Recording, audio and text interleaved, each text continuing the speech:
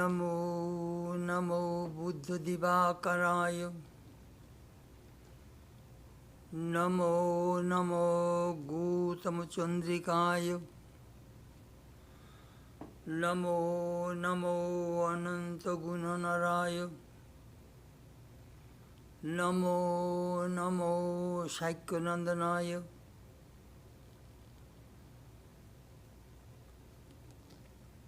I bow down to Buddha, who is luminous like the blazing sun and smoothing like the moon. I bow down to Buddha, the prince of Shakya dynasty and the man of infinite divine qualities. May Buddha awaken our hearts. Om Shanti, Shanti, Shanti. Peace, peace, peace be unto all.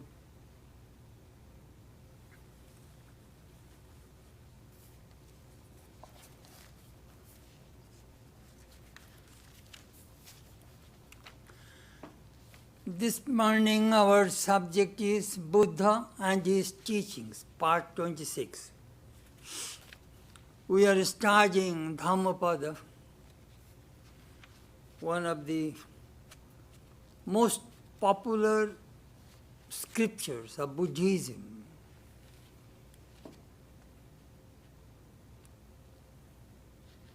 We are observing Buddha's birthday anniversary.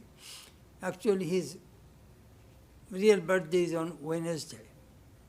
That is Buddha Purnima. Buddha's birthday is called thrice blessed day. The day he was born, the same day he attained illumination, and on the same day he passed away, attained Mahanirvana. So it is called thrice blessed day.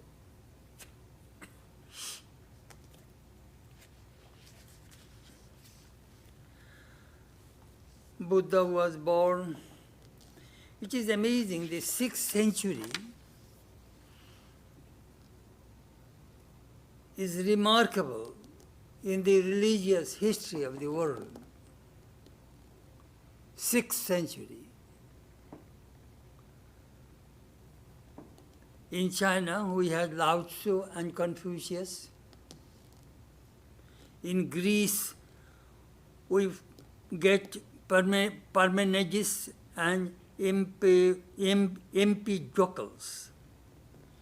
In Iran, Zarathustra. In India, Mahavira and Buddha. All these great teachers are born in the same century. Amazing, very interesting. Buddha was born 623 BC.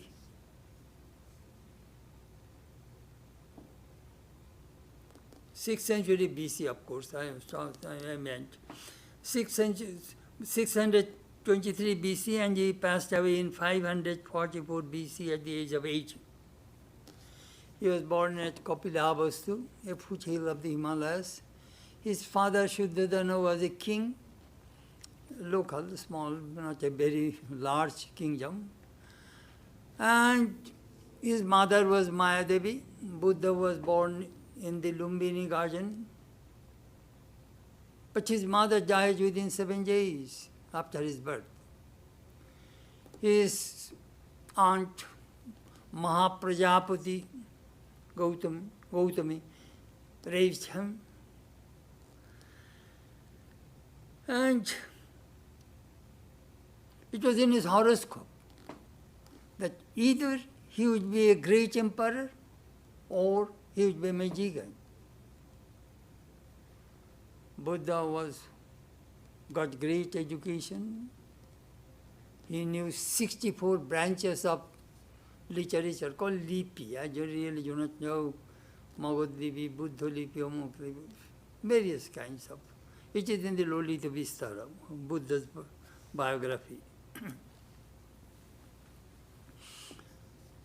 He was married at the age of 16. His wife Jashodhara was at the same age. And he had a son. And he was enjoying luxurious life.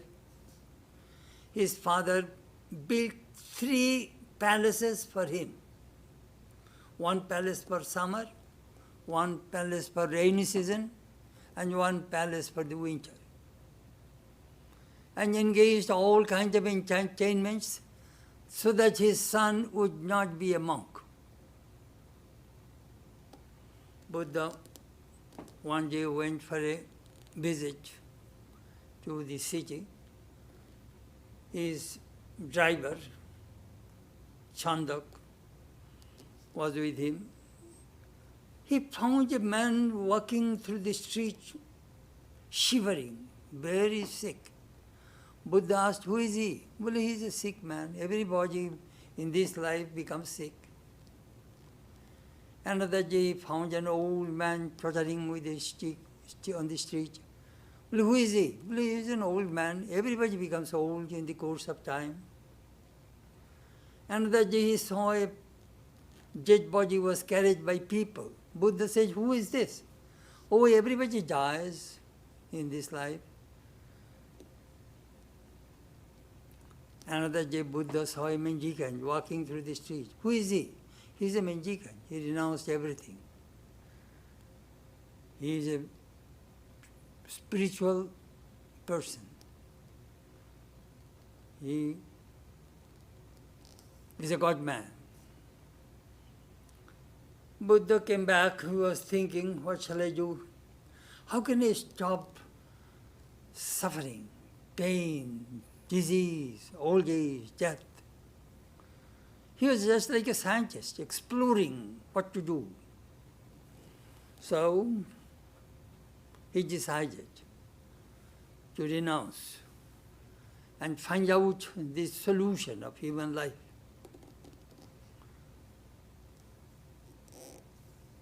He left. At the age of 29, it is called Maha-Abhinishkraman, the great departure of Buddha. Swami Vivekananda made a remark, you people want to renounce. Buddha's renunciation is the real renunciation. He was a prince, he has a beautiful wife, son, kingdom, money, everything, but he renounced. Real renunciation. He went to a guru, Arar Kalam and Udrak, learned Vedanta, but could not get any peace. He left, went to Goya in Urubilla. 6 years he practiced tremendous austerities. His body became so emaciated, only skin and bone. One day after his bath in the Niranjana river, he fainted. A farmer's daughter, Sujata, saw from a distance, brought some rice pudding and fed Buddha and gave back life. Buddha realized, torturing the body, one cannot attain Nibbana. It is the mind. He went to Goya, that's both Goya. I went there in 1982. There's a bow tree. Now the tree is, I think, 3rd generation. Under the bow tree, he sat for meditation with a great determination. It was a beautiful verse. Ihasane shushyatu me shariram tagaste mam sampralencha jatu aprapya bodhi bahuvalpa durlabam naivasanat kayamatasya lishyate. Let Ihasane shushyatu me shariram, on this seat, Let my body be dried up. Let my bones and flesh fall apart. But without attaining Nirvana, I shall not move from this place. And Buddha attained Nirvana.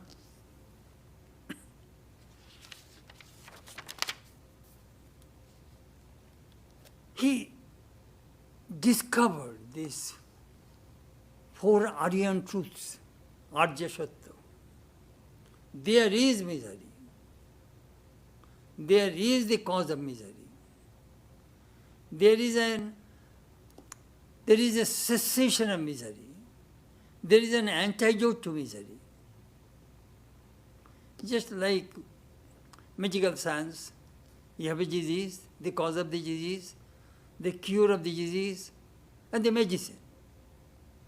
So Buddha also found the cause and the cure. His eightfold path will cure this disease that he discovered, that he taught. I shall not go to the eightfold path. Anyhow, he discovered the karya karan sambandha, cause and effect. Every cause must have an effect. Every effect must have a cause. So there are 12 links of the cause and effect that he discovered. And he found avidya, ignorance. From there comes the desire. Desire is the cause of all these problems, birth, death, disease, everything.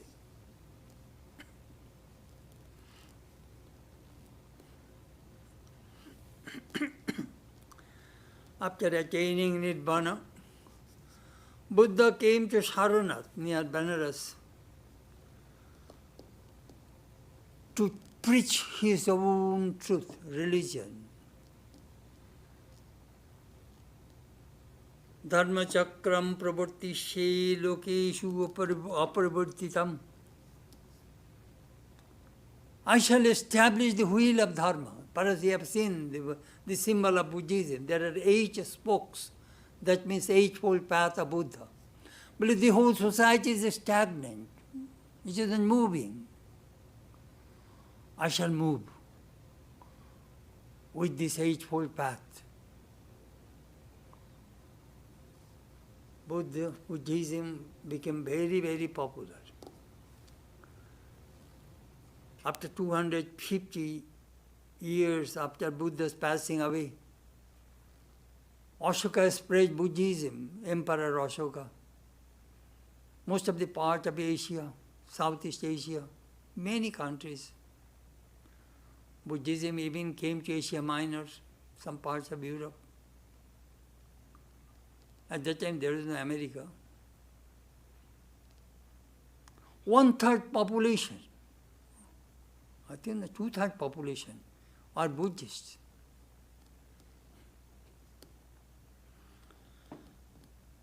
So Buddhism spread. Be good, do good. Light your own lamp. Work out your own self-liberation.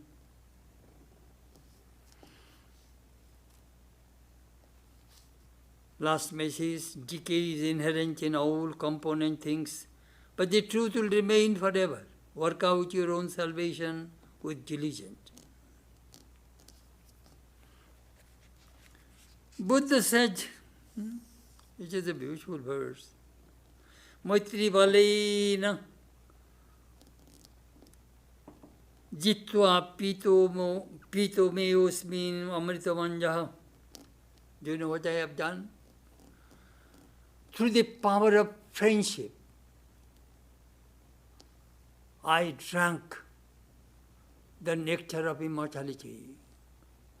Through the power of compassion, I drank the nectar of immortality.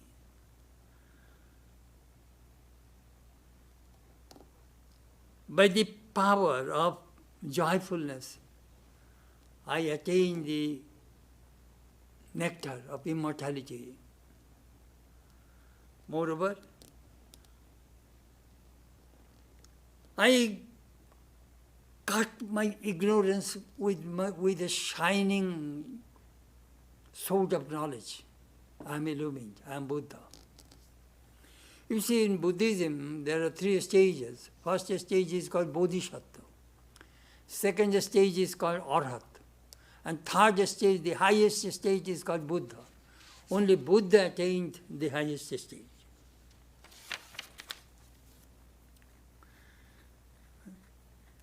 Buddhism and as Swamiji says, Buddha preached the moral and ethical aspects of Vedanta. I think many times I told you, Buddha and Shankara. Problem is the ego.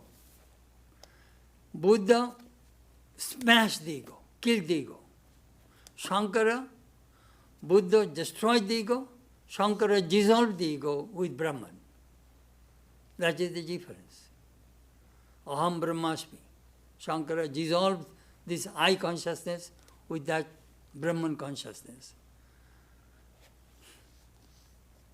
And Buddha just killed the ego and became one with consciousness.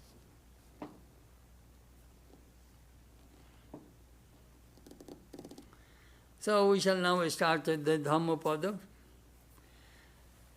As I said, that it is like Gita, Bible, Torah, Quran, very popular scripture. It has 26 chapters, 423 verses.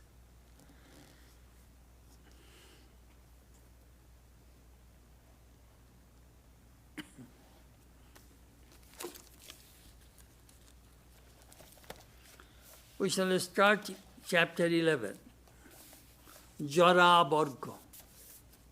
Name of the chapter is Old Age. Old Age.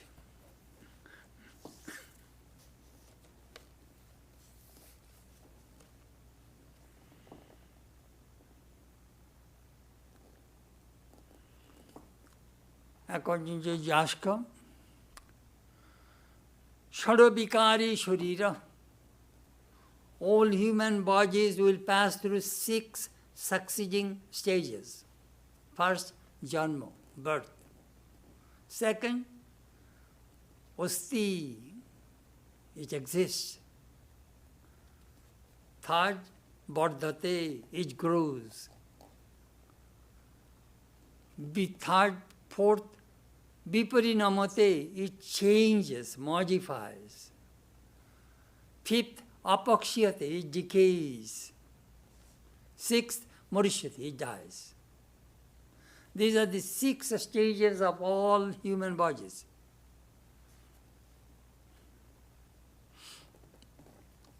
In the Krishna mentioned in the Gita, Jatasahi dhruvo mrityu, drivang janma mritasya. If you are born, you will die. And if you die, you will be born again. This is inevitable. Why do you lament, O Arjuna?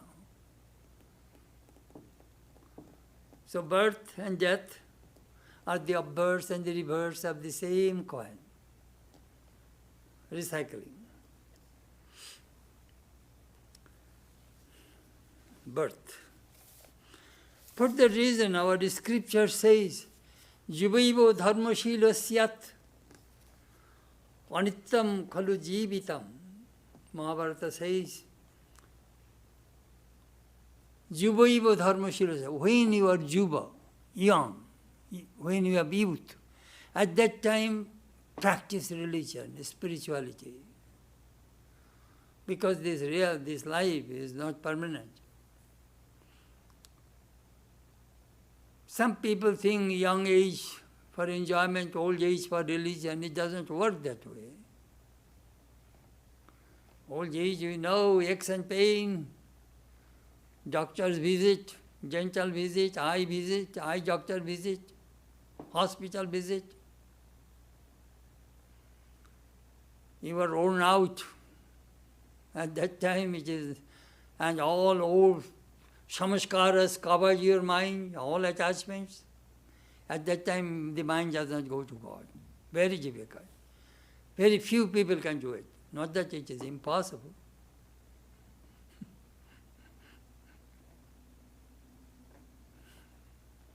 For that reason, our scripture says,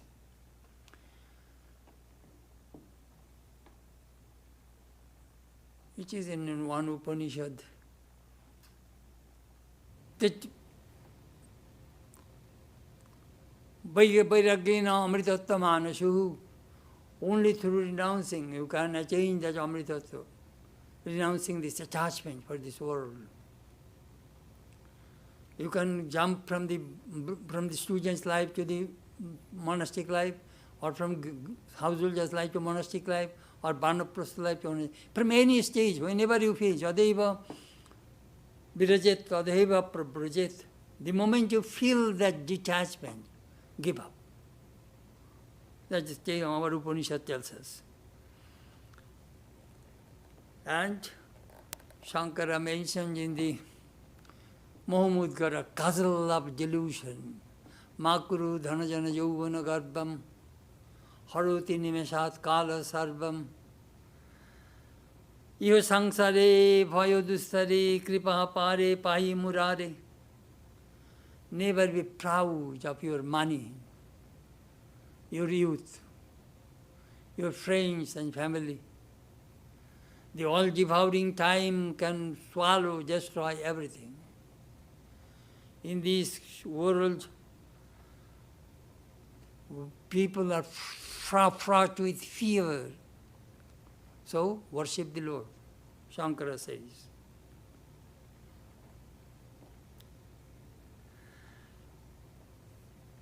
Jara Varga.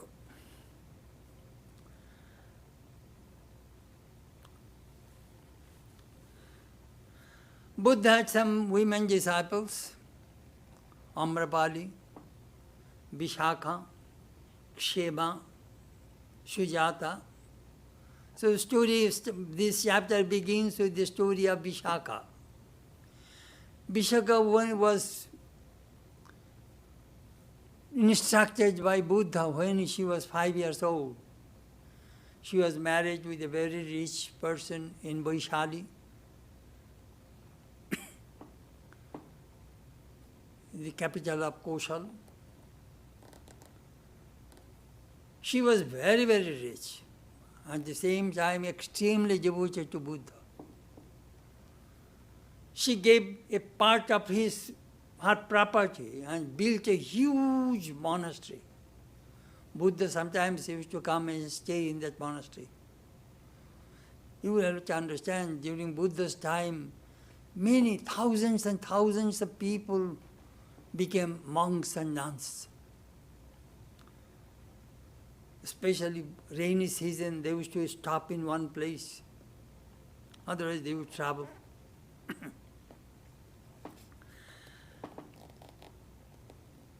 So one day, Vishakha took some women thinking they would be instructed by Buddha. And those women, most probably some rich women, they drunk and they were dancing and trying to entertain Buddha. Buddha looked at them and through his occult power created a mist and darkness. And then they could not find anything. Then those women are scared. At that time, Buddha gave this teaching to them. Very interesting. Why is there laughter? Why is there joy while this world is always burning? Why do you not seek a light? You who are shrouded in darkness. Fire is used by Buddhists to represent the empirical process which is full of suffering. The world is perpetually changing, burning, and so we should just strive to get out of it. There are 11 kinds of fire in Buddhism. First fire is attachment, hatred, delusion, birth, old age, death, grief, lamentation, the bila, misery, ashantushti, dissatisfaction, depression. These are all fires. They burn human bodies, human minds. You know, there is a very beautiful saying, Chita Chinta. Chita means funeral pyre. Funeral pyre burns human body only once. But Chinta, worries and anxieties, burn human bodies all the time. So Buddha told this, gave this instruction to those women. They are singing and dancing, you know, we are showing their beauty and youth. Beautiful verse. This verse reminds us two paths. I remember when I was in Hollywood. On the New Year's Day, we have a midnight meditation in Hollywood Temple. The whole temple was packed. American people would come to meditate with us, our devotees. But we want to start the day in a very spiritual way. And at the same time, I asked one devotee, where have you been? Well, Swami, there was a Beverly Hilton Hotel in Beverly Hills. There is a New Year's party. There also people dance and drink. I was thinking, these are the two ways. In Hollywood here, we are meditating, there worldly current is flowing all the time. You know, there are two paths, good and pleasant, Shreya and Preya. It is all for us which path we shall select. It is all in our hands.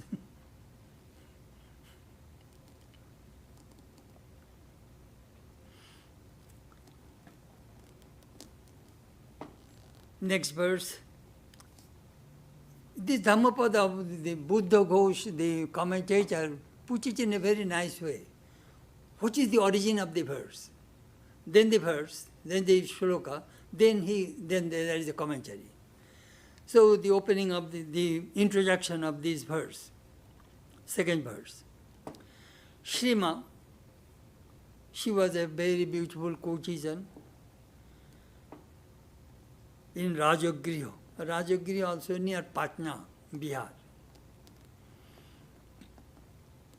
She was a beautiful courtesan. So a monk fell in love with her. And he started to dream, think all the time. And he was so much infatuated, he almost forgot his eating and sleeping day and night, meditating on that girl. Then he became very sick. Meanwhile, Shrima died. So Buddha told, don't cremate her body right now. Keep her body in the cremation ground for 3 days. Let people see that how beautiful she was and what is her condition now. Buddha took his disciples to see her and found that her body slowly disintegrated and smelling terribly. At that time, Buddha gave this instruction to the monks.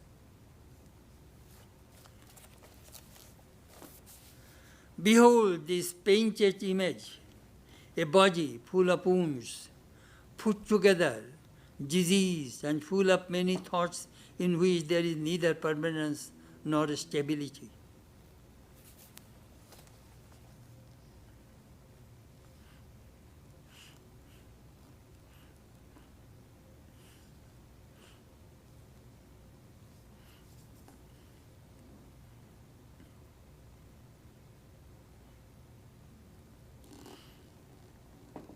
old age. I remember I interviewed a Swami in 1982, Swami Dharmeshananda. He wanted to be a monk. M said, do you really want to be a monk? You visit cremation ground every day and see how the bodies are cremated and report to me. He did for 3 days. Then he later became a monk. He told me his incision, just to give that, how human body is impermanent, that knowledge you must have. So don't be proud of your wealth or beauty or anything. I noticed it sometimes in Hollywood, when the actors and actresses, especially the actresses, when they become old, they go to isolation, seclusion. They do not want to see people because they have lost their beauty. I remember one, I wanted to see her. She said, no, I cannot see you. Uncle, what is wrong? Physical beauty is not permanent, but inner beauty is there. You are a nice person. No. She left some money for me so that I can go to Hollywood from here and perform our memorial service. I did. A few years ago, she died. I took her ashes. We had a boat in Southern California. One of our devotees, he took me and some of our Kalimundi devotees, went to the Pacific Ocean and immersed her ashes into the Pacific Ocean and offered flowers, and I chanted. And some of her ashes I took to Balloon Mud and put into the Ganges in front of Holy Mother's temple. But she won't see.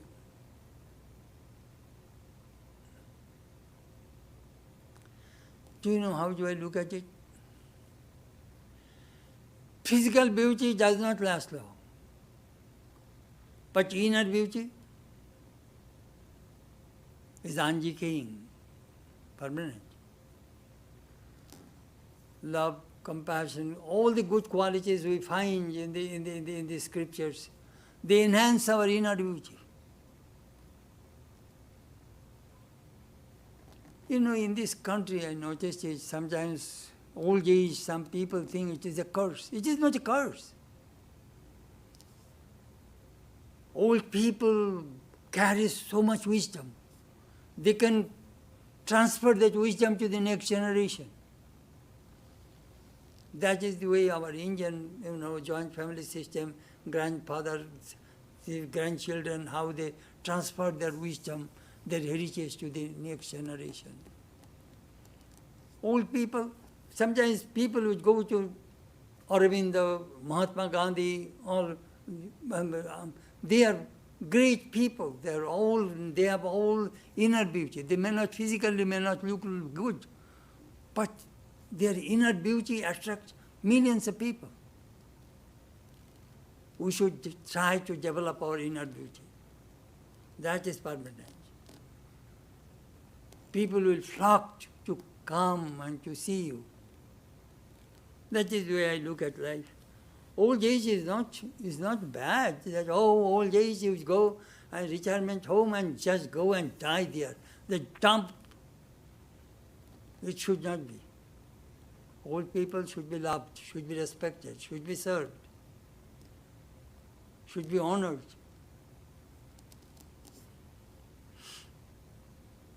Develop inner beauty.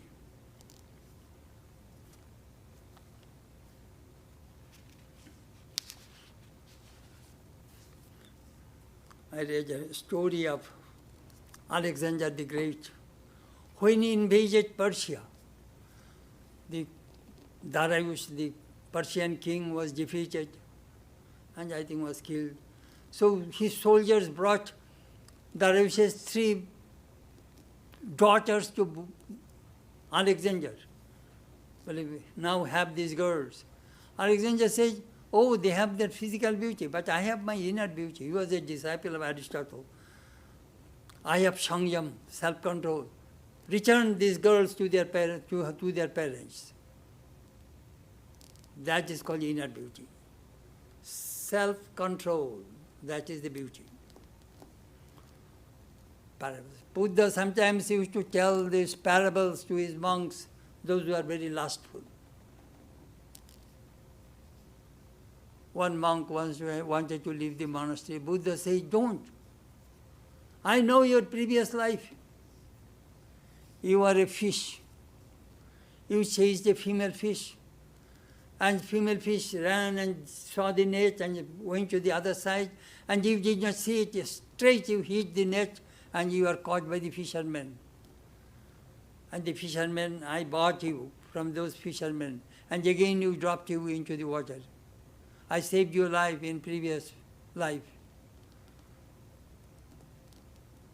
Do not leave. Control your passion. We used to read all kinds of beautiful stories in Buddhism.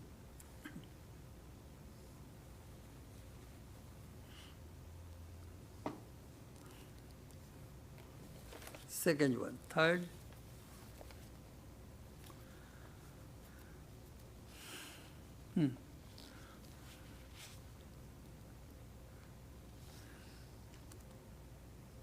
Then the commentator says, you know, Roop, beauty, has a tremendous fire, it burns. Chakshudagdha, your eyes will be burned by the beauty. With that eyes you cannot see God.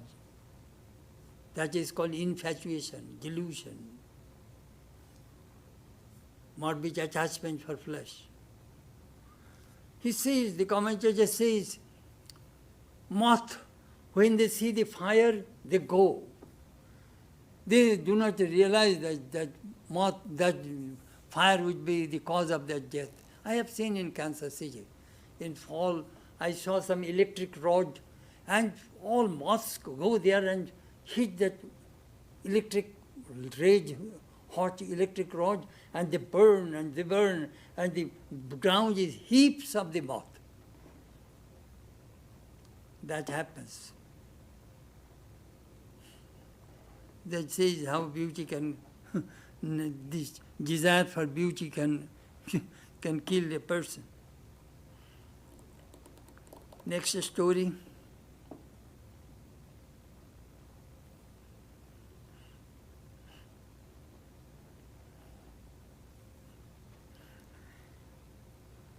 Uttara, a nun, she used to bake food and offer to Buddha, and she herself maintained fast. So through fasting, after 3 days, she fainted. Buddha was passing by. That nun was 125 years old. At that time, Buddha told this shloka. This body is worn out, a nest of diseases and very frail. This heap of corruption breaks to pieces. Life indeed ends in death.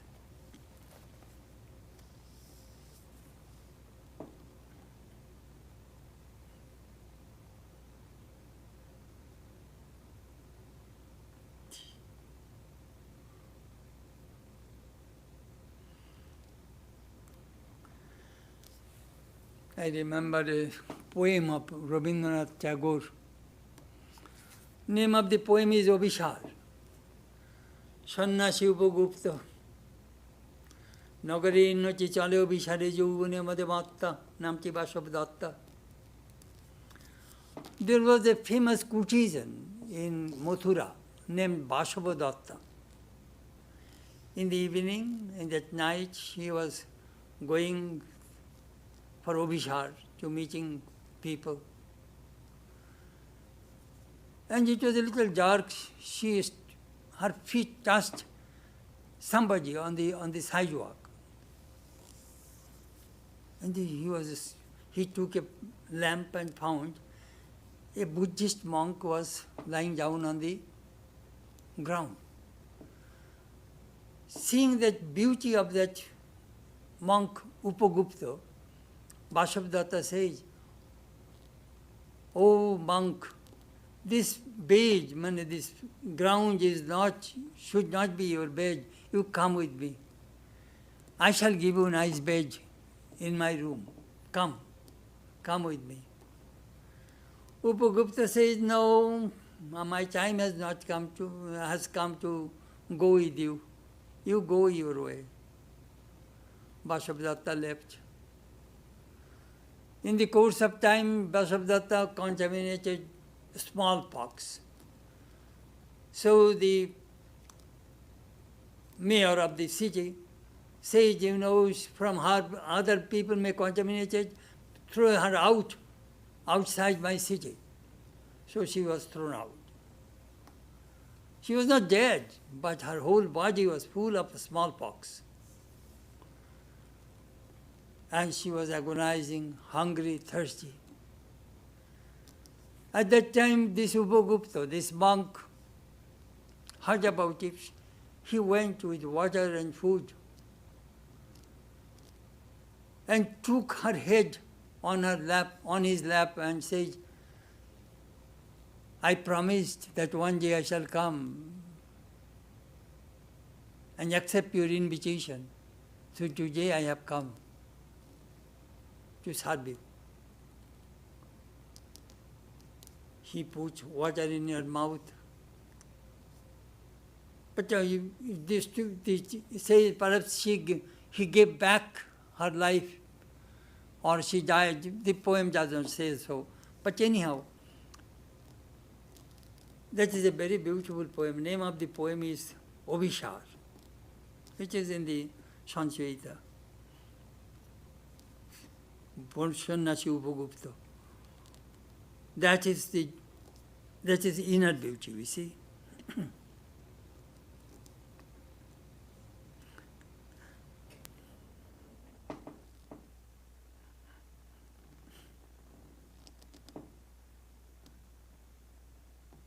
No human body is perfect. I remember I asked one great Swami. He fell down, he had an accident. And I asked him, "Maharaj, how are you?" He said, "I'm okay." Uncle, do you have that pain? He did not like that I should remind his body consciousness. He said, "Are you all right?" I said, "Yes." "No, you are not all right." Uncle, "No, I am all right." "No, you are not all right. If I send you a doctor, the doctor will find there is something somewhere wrong in your body. No human body is perfect." I got a great lesson. Sometimes we see, all actors, actresses, when they are makeup and all their expensive costume and dress, they look like something beautiful. But when they're natural, without any makeup or without fancy dress, they look like normal.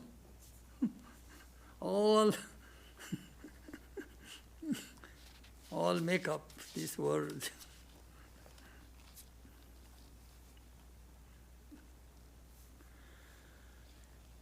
That is the third one.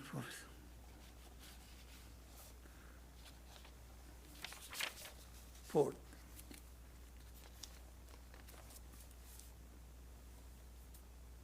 Uh, 500 monks are practicing austerity in a forest, in a monastery, and after sometimes they thought they are attained the perfection.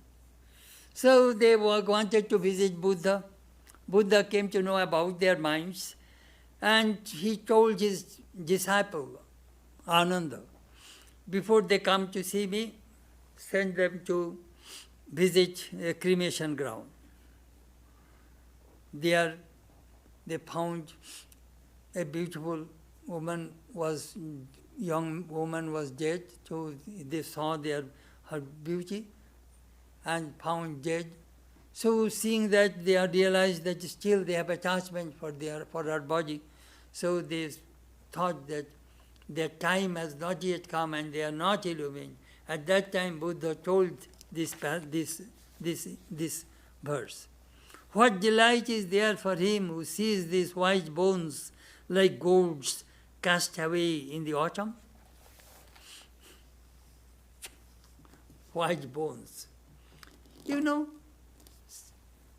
sometimes we see skeleton.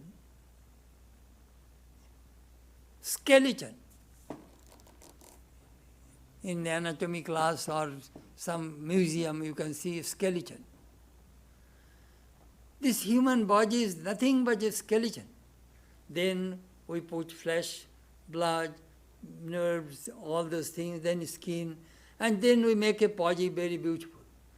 They say that, beauty is skin deep. That is true. If there is no skin, you see there is no beauty. But Swami, why Buddha is telling this kind of stories about body? Because he wants to create non-attachment, detachment for the body, and to focus their minds for the inner beauty, for God. Of course, in Buddhism there is no God, just for illumination. What Buddha said, 149. Of the bones a citadel of made, plastered over with flesh and blood, and in it dwell old age and death, pride and deceit. Radhakrishnan quoted from Ignatius Loyola. The spiritual exercises of Ignatius Loyola include a contemplation of the dissolution and death of the body. We are called upon to anticipate our approaching dissolution, fasten our mind on the conditions preceding death when our power of sight begins to fade. The sense of hearing grows dim. Our mental faculties diminish in vitality, and the ego itself perishes. The body, which is so familiar and dear to us, becomes a mass of corruption, preyed upon by busy maggots, a formless horror from which even our dearest relations recoil. That is from Ignatius Loyola, a famous Christian mystic.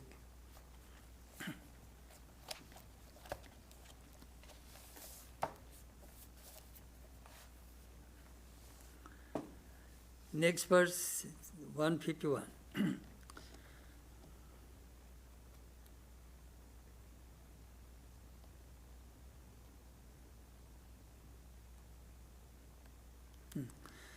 The queen of Koshala was Mallika. Her husband was King Prosenjit. Now the queen died. The king was very much grief-stricken and sad. So Buddha came to console the king. At that time, the king asked Buddha, "Is my wife born again?" Buddha said, "Yes, he is born again." And he told that where she was born and where she was born.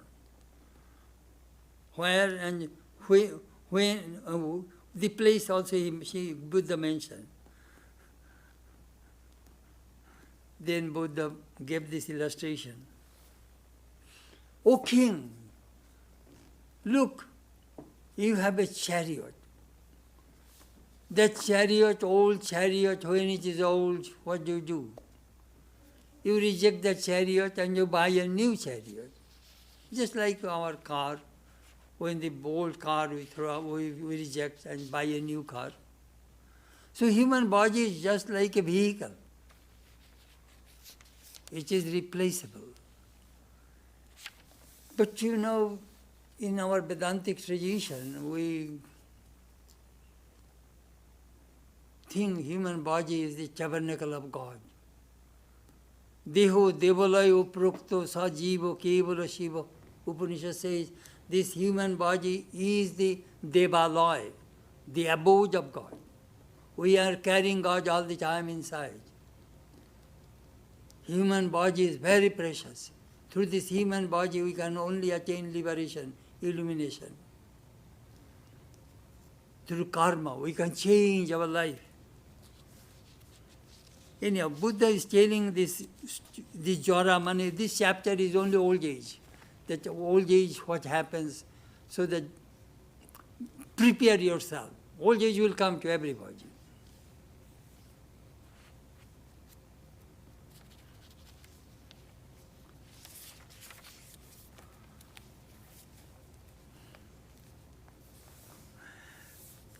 There is one bhikkhu, one monk, his name was Laloduri. He has very, very short memory. And people would taunt him, criticize him. And sometimes he was very forgetful. And he was a laughing stock. So when one day the monks are talking about him to Buddha, then Buddha told this instruction, 152.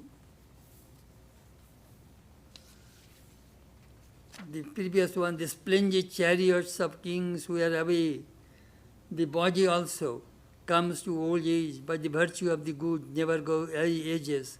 Thus, the good teach to each other.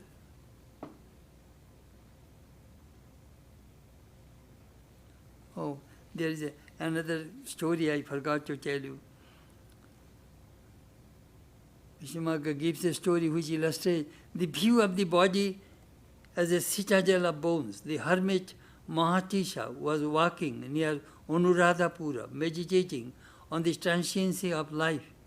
A woman who had quarreled with her husband passed away, gaily dressed, and smiled at him, showing her teeth. When the husband who was in pursuit asked him whether he saw a woman pass by, the sage replied, I saw only a skeleton. Whether it was a man or woman, I know not. Anyhow, it is a story. 152. A man who has learned but little grows old like an ox. His flesh increases, but his knowledge does not grow. That we find some people. They eat and sleep, and no intellectual culture, no spiritual culture, only physical, body, good food, good exercise, vigorous body, but very little intellect, very little spirituality. That Buddha says they are like a man who has learned that old, like an ox, whose flesh increases, but his knowledge does not grow. Amos addresses the fat and sensuous people of this day. Ye kain bashan, massive body, only body.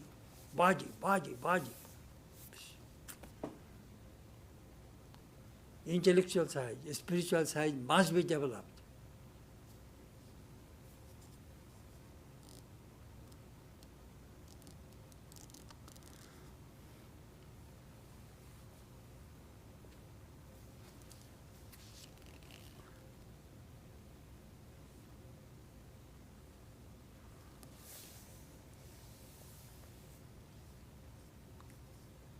Mahabharata says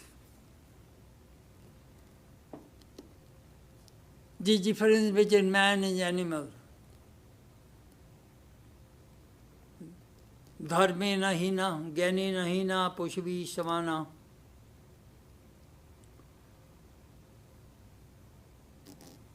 Ahar nidra bhayo moithunancha. Ahar. Human beings eat, animals also eat. We sleep, animals also sleep. We beget children, animals also beget children. We have fear, the animals also have fear. In these four aspects, there is no difference between man and animal.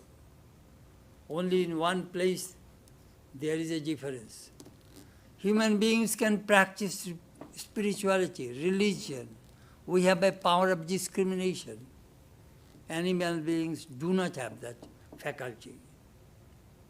Dharmena hina poshubi samana.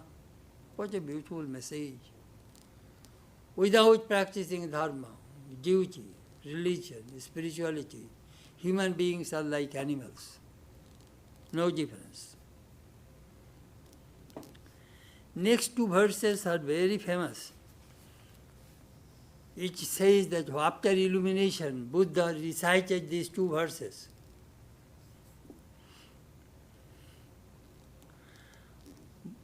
After attaining liberation, these two verses burst forth out of joy. Then he recited these two verses to his disciple Ananda. Beautiful. Let me read the translation.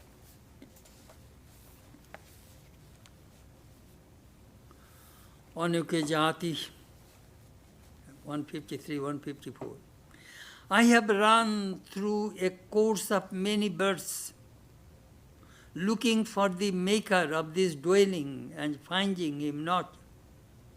Painful is birth again and again. Now are you seen, O builder of the house? You will not build the house again. All your raptures are broken.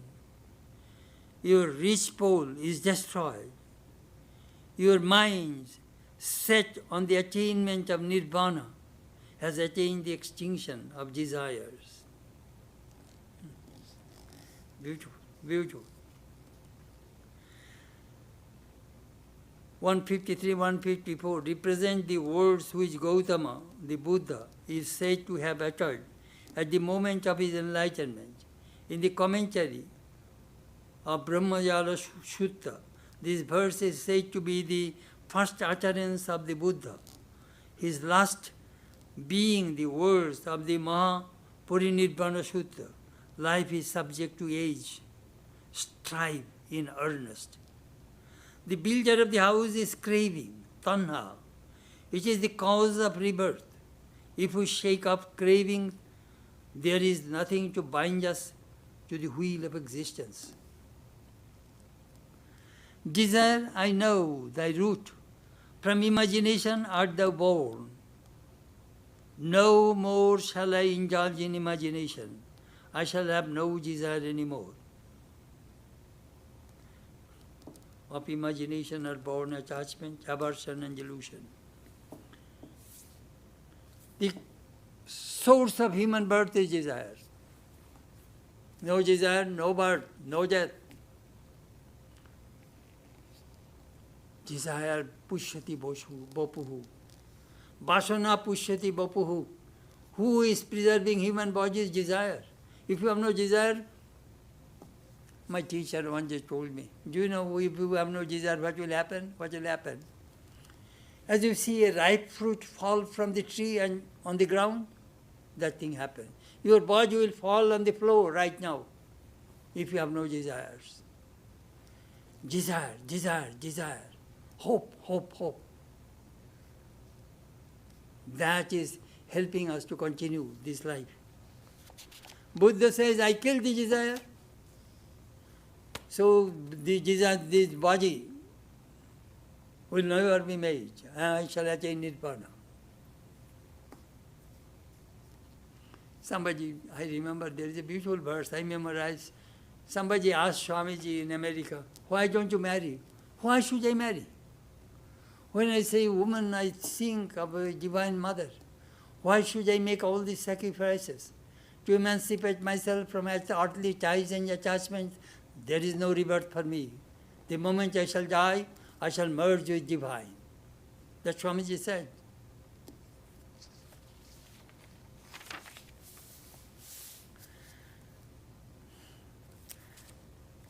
Next verse, I shall finish it.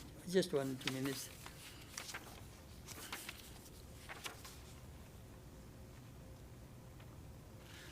There was a very rich man in Varanasi. He had a son who did not get any education, but he inherited a lot of money. And he inherited the money from his father-in-law also.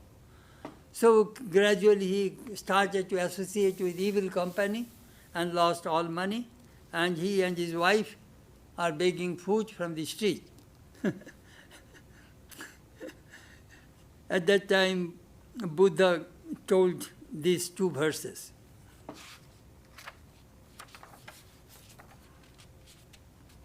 Men who have not practiced celibacy, proper discipline, who have not acquired wealth in youth, pine away like old cranes in a lake without fish. Men who have not practiced celibacy, who have not acquired wealth in youth, lie like worn-out bows, sighing after the past.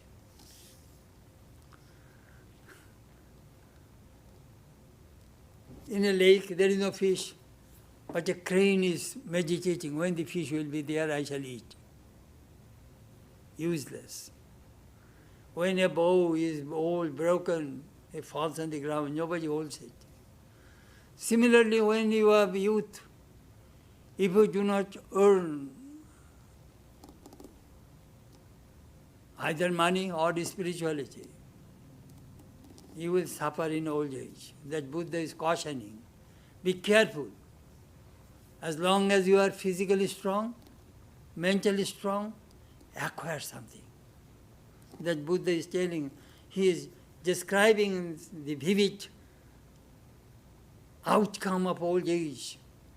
But there is hope if you can start from the very beginning and acquire spirituality. Then your body will die, but your mind will remain in bliss. That Sri Ramakrishna said. দেহ জানে দুঃখ জানে আর শরীর জানে মন তুমি আনন্দে থেকো. Let this suffering and the body take care of themselves. Oh my mind, you dwell in bliss. That we need in our old age, so that we can live in bliss and peace and live in God. Thank you.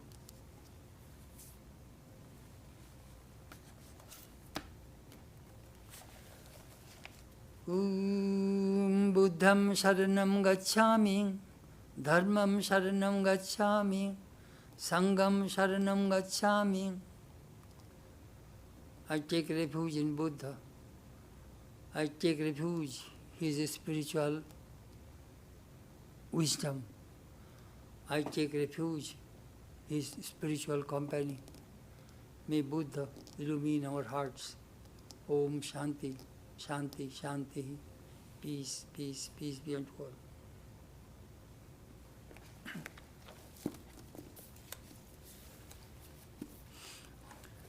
I have a simple announcement. Some people offered some money for COVID relief in India. So till 31st of May, you can send money to us. We are some people already send some money. So that money we shall send to Belur Math. They already instructed us where to send money. So till 31st of May, we shall receive money. Thank you very much. Please give us a few minutes time. We shall go for Zoom session. Thank you.